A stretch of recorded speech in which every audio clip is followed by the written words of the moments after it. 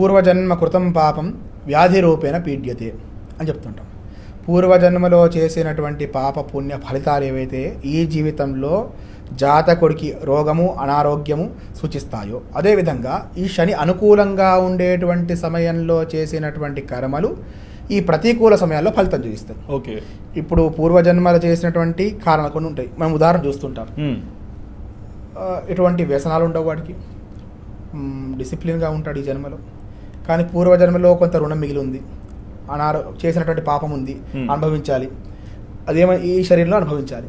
అప్పుడు ఏమవుతుంది, వ్యాధి రూపేణ పీడ్యతే, పీడిపడతారు. అట్లాగా ఈ ప్రారబ్ధ కర్మలో సంచిత కర్మ ఏ విధంగా అనుభవిస్తున్నామో అట్లాగా ఈ ఏళ్ళనాటి శని వచ్చినప్పుడు కూడా ఈ ఫేస్లో, ఈ ట్రాన్సిట్లో, ఈ 30 years అయితే చక్రం తీసుకుంటుందో అట్లాగా 4th house, 8th house, 12th, 1st, 2nd కాకుండా వేరే వేరే స్థానాల్లో శని ట్రాన్సిట్ అయినప్పుడు చేసినటువంటి కర్మలు ఏవైతే ఉంటాయో దుష్కర్మలు తీవ్రత ఎక్కువ ఉన్నప్పుడు శారీరకంగా పీడింపబడతాం.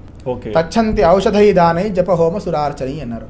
ఔషధములు స్వీకరించిన ఒక పద్ధతి అయితే జపం చేయడం, దానములు చేసుకోవడం, భగవతార్చన చేయడం, భగవతుపాసన చేయడం, దాన ధర్మాలు చేయడం, వీటి ఏటి ద్వారా అయినా కూడా దాని తీవ్రతను తగ్గించుకునేటువంటి అవకాశం ఉంది. కర్మను పూర్తిగా తగ్గించుకోలేము. ఏం చేసుకోగలుగుతాము అంటే దాని యొక్క తీవ్రతని కొంత మనము మిటిగేట్ చేసుకునేటువంటి అవకాశం మనకు ఉంటుంది.